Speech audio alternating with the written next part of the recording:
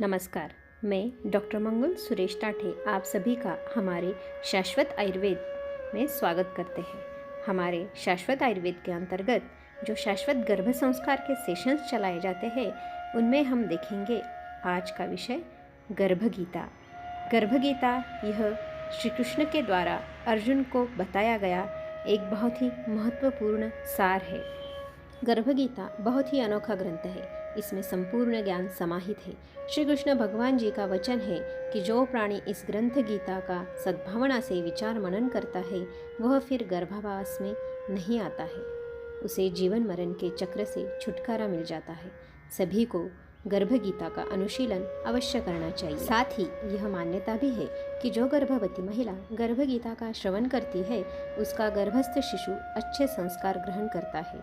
जन्म लेने के बाद वह आदर्श जीवन व्यतीत करता है। हिंदी में गर्भगीता का पाठ अब हम शुरू करते हैं।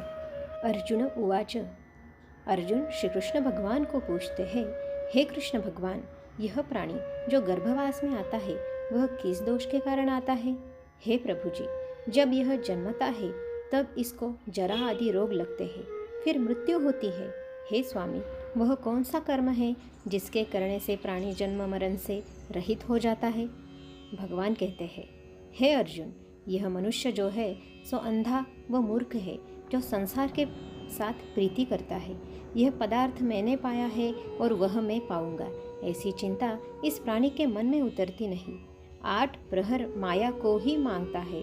इन बातों को करके बार बार जन्मता और मरता है। वह गर्भ विषय दुख पाता रहता है। अर्जुन पूछते हैं, हे श्री कृष्ण भगवान, यह मन मदमस्त हाथी की भांति है। तृष्णा इसकी शक्ति है। यह मन तो 5 इंद्रियों के वश में है। काम, क्रोध, लोभ, मोह और अहंकार, इन 5 में अहंकार बहुत बली है। सो कौन यत्न है जिससे मन वश में हो जाए? भगवान कहते हैं, हे अर्जुन, यह मन निश्चय ही हाथी की भांति है। तृष्णा इसकी शक्ति है। मन 5 इंद्रियों के वश में है। अहंकार इनमें श्रेष्ठ है। हे अर्जुन, जैसे हाथी अंकुश के वश में होता है वैसे ही मन रूपी हाथी को वश में करने के लिए ज्ञान रूपी अंकुश है। अहंकार करने से यह जीव नरक में पड़ता है। अर्जुन पूछते हैं, हे भगवान, जो एक तुम्हारे नाम के लिए वन खंडों में फिरते हैं, एक वैरागी हुए हैं, एक धर्म करते हैं, इनको कैसे जाने? जो वैष्णव है वे कौन है? भगवान कहते हैं, हे अर्जुन, एक वे है जो मेरे ही नाम के लिए वनों में फिरते हैं, वे सन्यासी कहलाते हैं। एक वे है जो सिर पर जटा बांधते हैं और अंग पर भस्म लगाते हैं, उनमें मैं नहीं हूँ, क्योंकि इनमें अहंकार है। इनको मेरा दर्शन दुर्लभ है। अर्जुन पूछते हैं, हे भगवान, वह कौन सा पाप है जिससे स्त्री की मृत्यु हो जाती है? वह कौन सा पाप है कि जिससे पुत्र मर जाता है?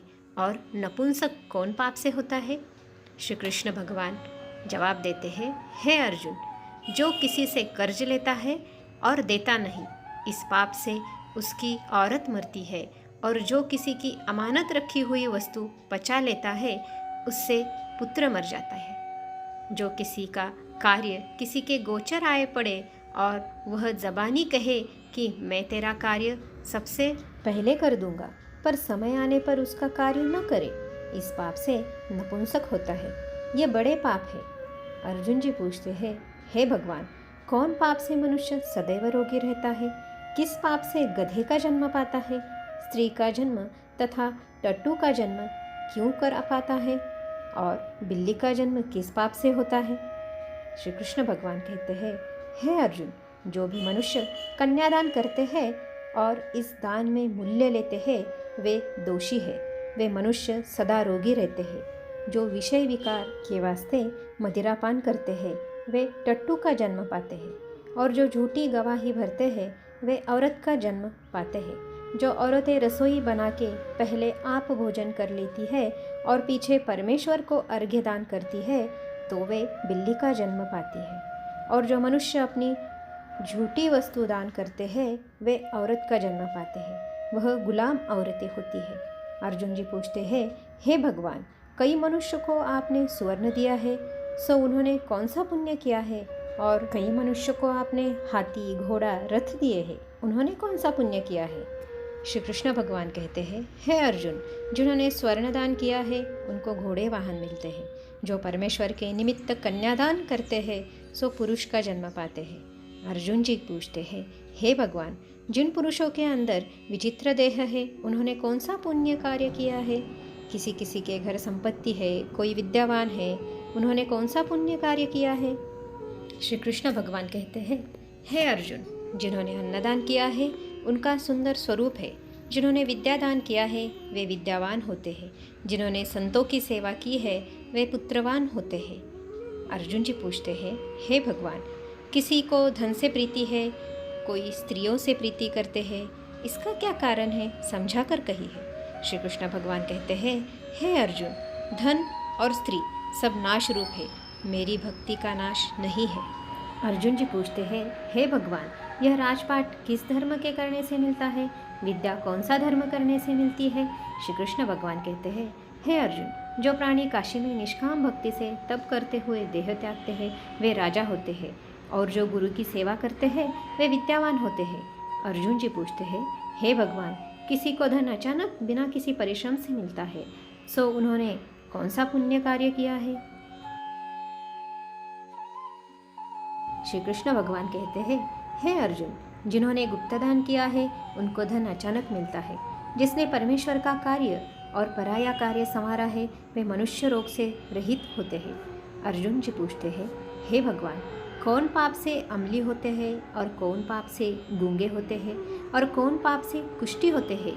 श्री कृष्ण भगवान कहते हैं, हे अर्जुन, जो आदमी नीच कुल की स्त्री से गमन करते हैं वो अम्ली होते हैं। जो गुरु से विद्या पढ़कर मुकर जाते हैं सो गूंगे होते हैं। जिन्होंने गौघात किया है वे कुष्ठी होते हैं। अर्जुन जी कहते हैं, हे भगवान, जिस किसी पुरुष की देह में रक्त का विकार होता है वह किस पाप से होता है और दरिद्र होते हैं?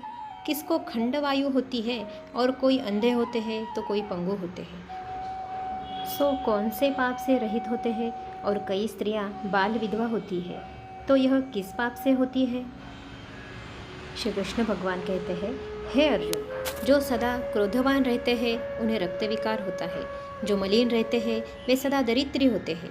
जो कुकर्मी ब्राह्मण को दान देते हैं उनको खंडवायु होती है। जो पराई स्त्री को नंगी देखते हैं, गुरु पत्नी को कुदृष्टि से देखते हैं सो अंधे होते हैं। जिसने गुरु और ब्राह्मण को लात मारी है वो लंगड़ा व पंगु होता है। जो औरत अपने पति को छोड़कर पराये पुरुषों से संग करती है सो वह बाल विधवा होती है। अर्जुन जी पूछते हैं, हे भगवान, तुम परब्रह्म हो, तुमको नमस्कार है। पहले मैं आपको संबंधी जानता था परंतु अब मैं ईश्वर रूप जानता हूँ। हे परब्रह्म, गुरु दीक्षा कैसी होती है सो कृपा कर मुझको कहो। श्री कृष्ण भगवान जी कहते हैं, हे अर्जुन, तुम धन्य हो, तुम्हारे माता पिता भी धन्य हैं जिनके तुम जैसा पुत्र है। हे अर्जुन, सारे संसार के गुरु जगन्नाथ है। विद्या का गुरु काशी, चारों वर्णों का गुरु सन्यासी है। सन्यासी उसको कहते हैं जिसने सबका त्याग करके मेरे विषय में मन लगाया है, सो ब्राह्मण जगत गुरु है। हे अर्जुन, यह बात ध्यान देकर सुनने की है। गुरु कैसा करे? जिसने सब इंद्रियां जीती है, जिसको सब संसार ईश्वर में नजर आता हो और सब जगत से उदास हो। ऐसा गुरु करे जो परमेश्वर को जानने वाला हो और उस गुरु की पूजा सब तरह से करे। हे अर्जुन, जो गुरु का भक्त होता है और जो प्राणी गुरु के सम्मुख होकर भजन करते हैं उनका भजन करना सफल है। जो गुरु से विमुख है उनको सप्तग्रास मारेगा पाप है। गुरु से विमुख प्राणी दर्शन करने योग्य नहीं होते। जो गृहस्थी संसार में गुरु के बिना है वो चांडाल के समान है। जिस तरह मदिरा के भंडार में जो गंगा जल है वह अपवित्र है, इसी तरह गुरु से विमुख व्यक्ति का भजन सदा अपवित्र होता है। उसके हाथ का भोजन देवता भी नहीं लेते। उसके सब कर्म निष्फल है। कुकर, सूकर, गदरहु, काक, ये सब की सब योनियाँ बड़ी खोटी योनियाँ हैं। इन सब से वह मनुष्य खोटा है जो गुरु नहीं करता। गुरु बिना गति नहीं होती, वह अवश्य नरक को जाएगा। गुरु दीक्षा बिना प्राणी के सब कर्म निष्फल होते हैं। हे अर्जुन, जैसे चारों वर्णों को मेरी भक्ति करना योग्य है वैसे गुरुधार के गुरु की भक्ति करना योग्य है। जैसे गंगा नदियों में उत्तम है, सब व्रतों में एकादशी का व्रत श्रेष्ठ है, वैसे ही हे अर्जुन, शुभ कर्मों में गुरु सेवा उत्तम है। गुरु दीक्षा बिना प्राणी पशु योनि पाता है। जो धर्म भी करता है सो पशु योनि में फल भोगता है।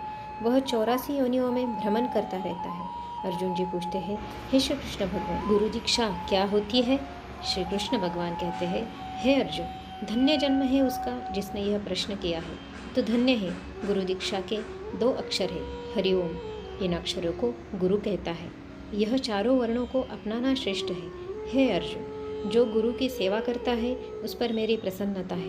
वह 84 योनियों से छूट जाएगा, जन्म मरण से रहित हो नरक नहीं भोगता।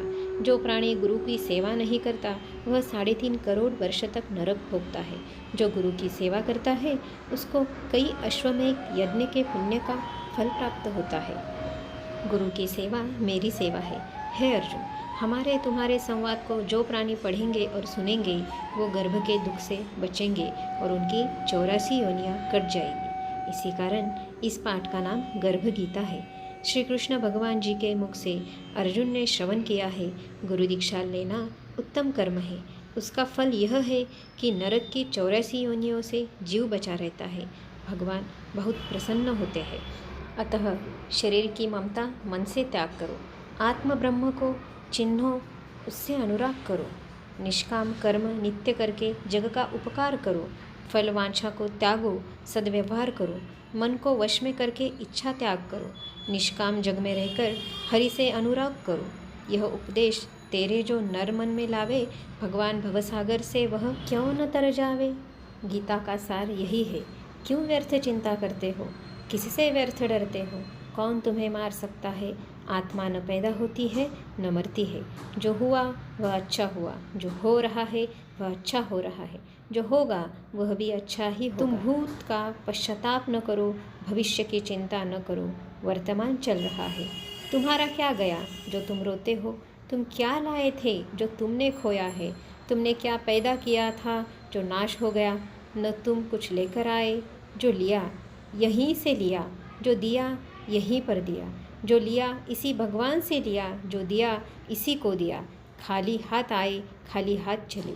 जो आज तुम्हारा है कल किसी और का था, परसों किसी और का होगा। तुम इसे अपना समझकर मग्न हो रहे हो। बस यही प्रसन्नता तुम्हारे दुखों का कारण है। यह गर्भगीता गर्भवती महिलाओं के लिए बहुत ही लाभदायक होती है। आपको यह वीडियो पसंद आए तो लाइक करना ना भूलिए और ऐसे ही गर्भ संस्कार के जानकारी के लिए हमारा पिसा देवी डॉक्टर ताठे चैनल ज़रूर सब्सक्राइब कीजिए। धन्यवाद।